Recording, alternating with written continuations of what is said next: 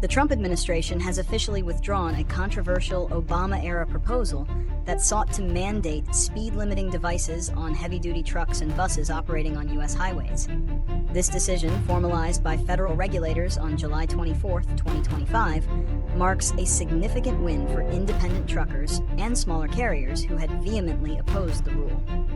The original proposal, first introduced in 2016 by the Federal Motor Carrier Safety Administration, FMCSA, and the National Highway Traffic Safety Administration, NHTSA, aimed to cap the maximum speed of commercial motor vehicles, CMVs, weighing over 26,000 pounds.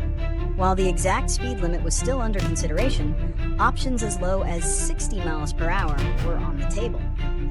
Proponents of the rule, including some large trucking companies and safety advocates, argued it would enhance highway safety by reducing crash severity and potentially save lives, in addition to offering fuel and emissions savings. However, the Trump administration's Department of Transportation, led by Secretary Sean Duffy, cited a lack of compelling safety justification and significant economic and policy concerns as reasons for the withdrawal. Regulators highlighted several issues raised by opponents, particularly the Owner-Operator Independent Drivers Association, OOIDA, safety concerns. A major argument was that forcing trucks to travel at significantly lower speeds than other vehicles would create dangerous speed differentials, potentially leading to more rear-end collisions and risky passing maneuvers by passenger cars. Economic impact. Truckers argued that speed limits would reduce the number of miles they travel daily, leading to lower incomes, increased operation costs, longer delivery times, and potentially forcing more trucks onto the roads to maintain supply chain efficiency. Federalism concerns. Some states and trucking groups also raised concerns about a national mandate infringing upon states' rights to set their own speed limits. This withdrawal aligns with the administration's broader agenda of deregulation and aims to improve the lives of America's truck drivers by reducing what it deems burdensome federal regulations. The Trump administration's decision to withdraw the Obama-era truck speed limiter rule was driven by a combination of factors, primarily stemming from a lack of conclusive data supporting the rule's safety benefits, significant opposition from independent truckers, and the administration's broader deregulation agenda. 1. Data gaps and uncertain safety. Justification. Federal regulators, the FMCSA and NHTSA, explicitly stated that the 2016 proposal lacks a sufficiently clear and compelling safety justification for its implementation. Their research and analyses contained significant data gaps regarding potential safety benefits and economic impacts. While proponents initially cited potential reductions in crash severity and fatalities, the agencies found it unclear whether the rule would actually lead to a net increase in crashes, particularly rear-end collisions caused by speed differentials between slower trucks and faster passenger vehicles. Research on the topic of speed differentials and crash rates was deemed inconclusive. 2. Concerns from independent truckers and small carriers. The Owner-Operator Independent Drivers Association, OOIDA, was a leading voice against the mandate, arguing that it would make highways less safe. Their primary concern was the creation of dangerous speed differentials. They contended that forcing trucks to travel at speeds significantly below the flow of traffic would increase interactions between CMVs and other vehicles, leading to more risky passing maneuvers and rear-end crashes. Truckers also voiced concerns about the economic impact, including reduced income per mile driven, increased operational costs, and longer delivery times, which could also lead to more trucks on the road to compensate for lost freight capacity. Number 3. Economic and policy concerns.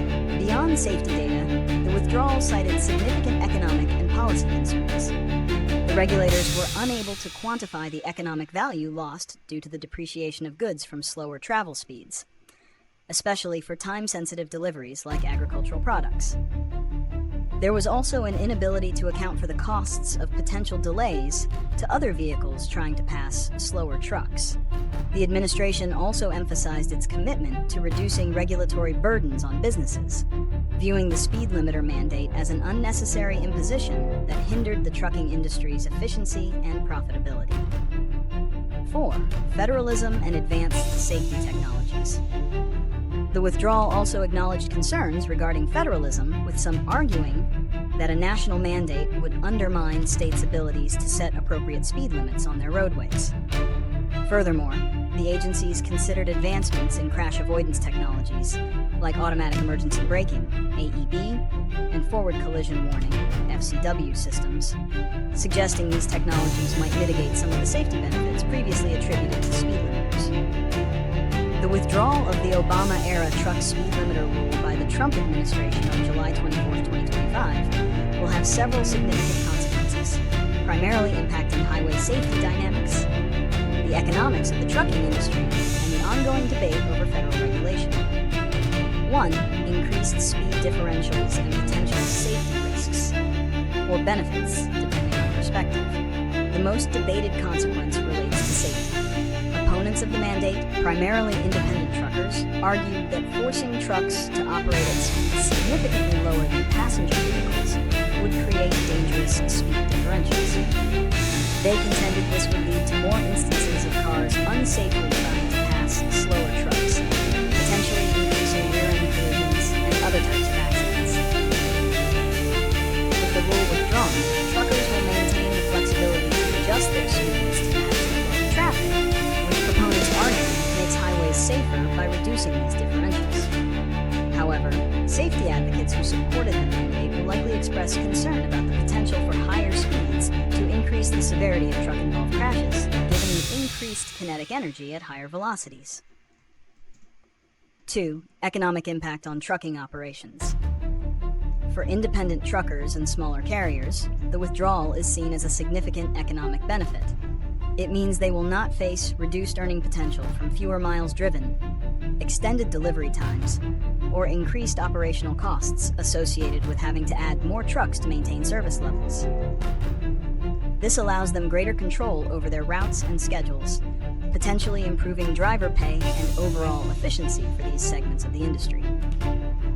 Larger fleets, many of which already utilize speed limiters for fuel efficiency and insurance purposes, may see less direct impact, but the overall competitive landscape within the industry might shift slightly. 3. Reinforcement of deregulation agenda. This decision aligns with the Trump administration's broader policy of reducing federal regulations across various sectors. It signals a preference for industry-led solutions and market forces over government mandates, especially when the data supporting the regulation is perceived as inconclusive. This approach is likely to be welcomed by industries seeking less government oversight. 4. Ongoing debate in future policy. While the mandate is off the table for the foreseeable future under this administration, the underlying debate about truck speed and safety will continue. Safety organizations and some large carriers may continue to advocate for speed limiting in some form, potentially through state-level legislation or voluntary industry standards. Conversely, groups like OID will likely continue to push for legislation, such as the DRIVE Act, to permanently prohibit federal speed limit mandates, aiming to prevent the issue from resurfacing with a future administration that might have different priorities. While the speed limiter mandate has been withdrawn, the underlying issues of highway safety and trucking efficiency remain. Here are some potential solutions or approaches to address these challenges without a blanket federal speed limit mandate. 1. Investment in advanced safety technologies. Instead of limiting speed, a more effective solution could be to accelerate the adoption of modern safety technologies in all commercial vehicles. This includes automatic emergency braking, AEB, and forward collision warning, FCW. These systems actively help prevent rear-end collisions by alerting drivers to potential hazards and, if necessary, applying brakes automatically. Lane departure warning systems. These alert drivers if their vehicle drifts out of its lane, reducing the risk of run-off road crashes. Blind spot monitoring. Given the large blind spots on heavy trucks, these systems can significantly reduce lane change accidents. Electronic stability control, ESC. This technology helps prevent rollovers and loss of control, especially during sharp turns or adverse weather. Federal incentives or mandates for these specific technologies, rather than just speed limiters, could offer more comprehensive safety benefits. 2. Enhanced driver training and education. Continuous and advanced driver training is crucial. This goes beyond basic licensing to include defensive driving courses, focusing on anticipating hazards, maintaining safe following distances, and understanding speed differentials in various traffic conditions. Fatigue management. While hours of service HOS rules exist, additional training on recognizing and mitigating fatigue can prevent accidents. Technology training. Ensuring drivers are proficient in using and understanding the advanced safety systems in their trucks. 3. Infrastructure improvements. Investing in highway infrastructure can significantly enhance safety. This includes improved road design, better curb design, clear signage, and adequate shoulders. More truck parking. A critical issue for drivers, sufficient safe parking helps prevent fatigue driving and illegal roadside stops. Dedicated truck lanes. Where feasible, separating truck traffic from passenger vehicles could reduce interactions and speed differential concerns. 4. Voluntary industry standards and practices. Many large trucking fleets already voluntarily use speed limiters for fuel efficiency and insurance benefits. The industry can continue to promote best practices through fleet policies. Companies can implement their own internal speed limits or enforce the use of safety technologies based on their operational needs and safety goals. Insurance incentives. Insurance companies can offer lower premiums for fleets that adopt advanced safety technologies or maintain specific safety records. 5. Data-driven policymaking. As indicated by the withdrawal's reasoning, better data is needed. Future policy discussions should be based on robust research and data analysis that conclusively demonstrates the net safety and economic impacts of any proposed regulation, including considerations of speed differentials. By focusing on a multifaceted approach that combines advanced technology, driver education, infrastructure improvements, and voluntary industry practices, the goal of safer roads can be pursued without resorting to a controversial blanket mandate that lacks clear, universally accepted safety benefits.